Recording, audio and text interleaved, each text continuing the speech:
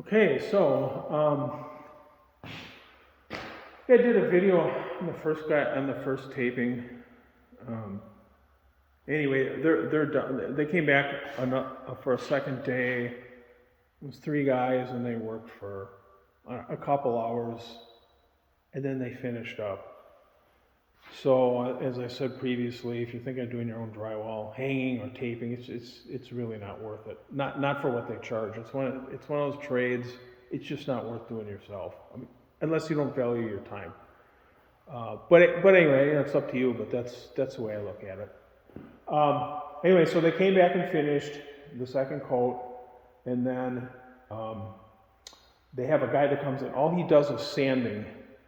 But he uses this. It's like maybe an 8 or 10 inch diameter disc on a pole, and it's electric, not battery electric. DeWalt makes it actually. It doesn't do that good of a job. Hand sanding is the best, but this guy uses that. But then, so what I do is I go back, and then I circle stuff because texture doesn't cover everything. People are like, oh, texture will cover it. Well, it doesn't. There's a lot of stuff texture doesn't cover.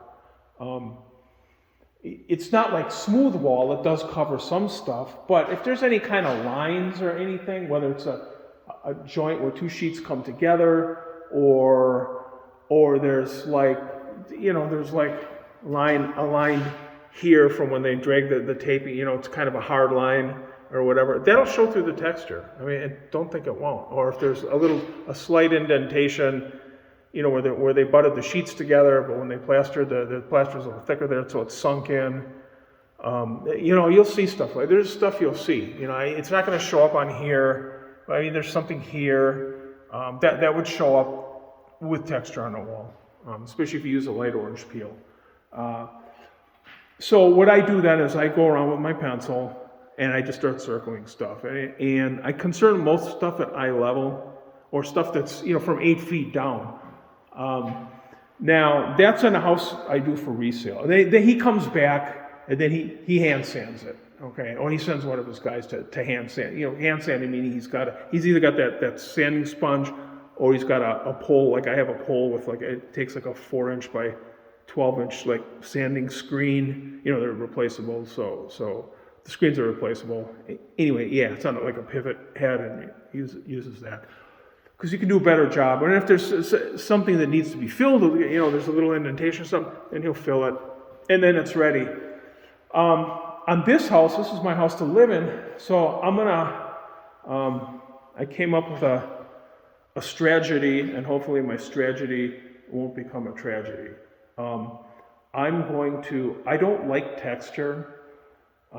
But I don't do smooth wall. Well, certainly not in resale houses. I did when I was building in California because everything's millions of dollars, so you give people more for their money. But anyway, yeah. But in most places, if you want to do smooth wall, the cost is like more than double. The cost per square foot. They charge a lot. I like smooth wall, especially with this house, because there's going to be a lot of trim, and I'm going to do like an old school look. So. I'm going to try to get this taping job as good as I can so that stuff really won't show when it's painted, and not do texture. Right? So that's why I said hopefully my strategy won't become a tragedy, right? So hopefully it'll look good. Because when you really find out is when you get the first coat of paint on. That's when you really find out. We see more imperfections now. The thing about smooth wall is if there are imperfections, they're really easy to fix. When there's texture, it's real hard to fix stuff. It becomes involved, and you got my little rattle can of Homax brand texture and touch up. It's a headache. But anyway, yeah. So what I'm doing here, and I told him before I contracted with him. Now he does all my houses, so I have a little bit of pull. But I told him, I said I'm not going to expect what's called a level 5 finish, which is level 5 is like the best finish. I mean, they'll bring the joints out much wider. These are butt joints, so they'll bring these out much wider. They do like a third coat. They bring these out much wider. The horizontal joints. They make them much less noticeable, but it's perfect. And then they'll prime, and then they'll check after priming. They'll prime it with like white primer, and then they'll check after priming, because priming looks like paint, so it'll show it'll show any more imperfections. They just get really technical or fussy, right? Most of your commercial is level 5 finish. There's level 1, level 2, level 3, level 4, level 5. I'm going to try to do, obviously I'm not going to get a level 5 finish out of this, but I'm going to do maybe a level 3.5 to 4. What I'm trying to do is, so I told him that's what I'm going to try to do. Now, if he spends a little more time sanding, so I'm going around and getting more technical with circling imperfections, right? Don't use a pen, obviously, use a pencil, because a pen will just bleed through the paint. You put another coat of paint, it'll bleed through. So you just use a pencil. Anyway, yeah, so, and then he's going to come back and sand and patch, or he's going to smooth all this out. Most of it, 95% of imperfections in drywall is sanding. It's just sanding it. It can be sanded out. I mean, you don't want to have to fill stuff if you don't have to, because then you got to sand it again, because it makes little edges where the drywall mud stops. So the best thing you can do is to sand stuff out. If you're careful, especially if you've got a hand sander, 95 to 99% of what I have circled will come out. Now, the best way to find stuff is to take a flashlight. So I got a small flashlight, and then so the flashlight's on, and then you hold it like this, and you go like that. See, so this will show everything. So if there's anything, this will show you. Do it this way, and do this way, do this way, because sometimes you'll show lines this way. Now here's a line here I missed. There's a line right. Yeah, you can see it right there, right? So now if you go this way, you only see the one line. You don't see the second one. When you go this way, you see it's right. So anyway, so especially at eye level. So like I said, from about 8 feet down, 8 feet to maybe 2 feet off the floor. There's a joint here, about 2 feet off the floor. Anyway, so, and then I'm also going to do up higher too, but I won't be quite as fussy. And he's going to go around and fix these. And then if I can get, I told him, if you can get it good enough, that I'll paint this without putting any texture on, he doesn't have to pay the texture guy. And the texture guys, I don't know what they charge anymore. They used to be 5 to 6 cents a square foot. To put that's labor and materials. They come in a couple hours, they're done. I don't know anymore. I haven't talked to guys, what specific trades charge, or specific parts of, like how much of the hangers get and all that. I just know he charges me 43 cents a square foot, a board on the wall. Or, it's the total sheets you buy. Whatever is a waste, you're basically paying the waste. So anyway, so if you buy 100 sheets and they're 48 square feet each, that's 4,800 square feet. You pay 4,800 square feet times 43 cents a square foot. It doesn't matter how much they throw outside. You're paying for the sheet. It's just the way it works. It always has been in every state I've built in. Anyway, so what I'm going to try to do is I'm going to try to get this good enough so I have a smooth wall finish, which looks more old school, without having to pay smooth wall prices. It's not going to be a level 5 finish, but it'll be close, maybe a level 4 finish, something like that. There's going to be a lot of trim in here. You're not going to really be focused on it. Every room gets a crown molding, and then these all get wrapped with crown molding. You're only going to see really the bottom edges of these, because the crown molding comes almost to the lip here. It's just about a 7.5 inch crown, so I think it projects 5 inches and comes down about 5 inches, for example. And this here is like 5.5. But anyway, so I'm not even concerned about up there. Unless there's some really hard lines on the ceiling, I'm not really concerned too much about the ceiling, because nobody really looks up. So I'm going to try to get as good as I can. He'll save money. He doesn't have to pay the texture guy, but he'll have to come back here, the guy I contract with, or maybe he'll send one of his guys, but I think he'll come. And then even if he spends a whole day and he saves $500, $600, $700 on the texture guy, that means he made $500, $600, $700 in one day. If you spend an entire day here fixing what I circle, which you won't, because it's mostly sanding issues. So that's good money to make for a day, right? That's how you look at it from a business from the business side. And so anyway, yeah, so that's what I'm going to try to do. And then even if I see stuff after he's done, because probably when I start putting up crown molding and stuff, I'll start to maybe even notice some more stuff up high.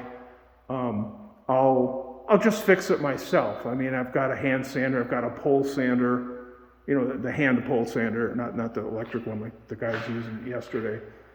And I've got a box of drywall mud. So I'll just, fix whatever I think is going to show. And then I'm going to paint it, and I'll get smooth wall without having to pay a huge price for it. It might not be perfect, but it's good enough. I mean, all the older houses people live in, and they don't have perfectly smooth walls, especially back in the day when it was plaster, and everybody was fine with it. So anyway, so that's what I'm going to try to do. But what I really wanted to cover was that what I do with all the houses that I build is after the guy's done sanding, I come out and I find more stuff. It takes me usually an hour. Now this house is going to take longer because it's got high ceilings, and I'll probably spend 2 to 3 hours in here. I would spend 2 hours in here at least without me getting really fussy like I am now, because I'm trying to achieve this smooth wall finish. Okay. But anyway, yeah, but it's worth it to spend that time, because especially if you're building for someone else, but even if you're doing a spec house, because when people start noticing stuff, they start noticing more stuff, especially if you're building for people. If they come in and they see imperfections in the drywall, and once it's painted and you've got texture on the wall, they're going to start now they're going to find more stuff. Every time, no, but a lot of times. It's not worth it. And now you want to, if the house is painted, even if it has the first coat on, you got texture on, it's like, here we go.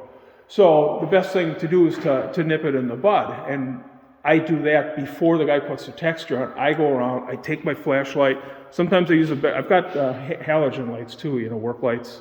But this flashlight this is all you need. It's just a little flashlight. It's LED. Takes like 4 little AAA batteries. And if you just hold it, you want to wash the wall like this, right? So you want to wash it this way, that way, like that. And that'll show everything. I mean, here's an imperfection right here. See where the drywall where it has sunk in a little bit here? You see that? Right. So see right here? See, that needs to get fixed. But see how that shows it? If you take this away, you don't see nothing. I mean, the camera doesn't show up, but even just standing here looking at it, and I've got windows right here, I still don't see it. But when you put that paint on the wall, all that stuff will show up. Also, when you turn the lights on, now you got all these lights from up above, shining down on your walls, especially at night, you're going to see all that stuff. So you need to, I use a flashlight. It's easier than carrying a shop light around. And I think it actually does a better job. So anyway, that's something, if you're going to build for yourself, if you're going to build for resale, whatever, or you're going to build for other people, custom homes, you want to spend time doing this. To me, it's really important, because maybe you've got a really good drywall guy, but, some guys are better than others. This guy's pretty good. He's easy to work with. So, on a scale of 1 to 10, he's probably an 8 or a 7. Some guys may be better, but you still want to go around and do it, because they're not going to take the time that you will. And you really want to check rooms that don't have windows, because a lot of these guys they don't bring lights to the job, and then they work in the rooms that are dark. They're trying to tape and sand drywall, and you end up with a lot of mistakes or a lot of stuff, right? So here's a room, the toilet room for the master bath, and I haven't looked in here yet, but let's see. And look at that. Can you imagine leaving that? Now you think texture is going to cover that up? No. Look at this. Texture doesn't cover that kind of stuff up. Okay, you got a line right across here. Actually, got a crack in the drywall right here. I don't know why the drywall cracked. That's weird. Look at that. Huh. It's taped, so I don't know what happened. I think they put it on kind of thick and it dried too fast. That's what it looks like. But anyway, you see what I'm saying? Look at this kind of stuff, right? And this light is making it look worse, but it's showing it. You know, it's showing it, see? So, anyway, and texture doesn't cover all that stuff. Unless you, I don't know, just blow it on really super thick, I guess. But I mean, general orange peel isn't going to cover all that. So, like I said, you want to go around and you want to fix all that stuff. You want to spend an hour or two, or whatever it takes to go through, especially like from 8 feet down. Up on the ceiling, you're not going to notice as much. And I do a knockdown on the ceiling. Knockdown hides what it is. It's like a heavy texture, and then they knock it down with a big wide, like 24-inch wide taping knife on a long handle. So they blow the texture on the ceiling. They let it set up a bit. They blow it on heavier than they do on the walls. And then they let it set up a bit, dry a little bit, and then they knock it down. It's called a knockdown, right? So that hides a lot more stuff. So you probably don't have to get as fussy up there, but anyway, that's what you want to do. You want to spend that time. I suggest you do it, and you'll have happier customers. They won't start noticing all this stuff, especially after you paint, or after it's painted, you start turning all the lights on. You get all the lights installed, start turning them on.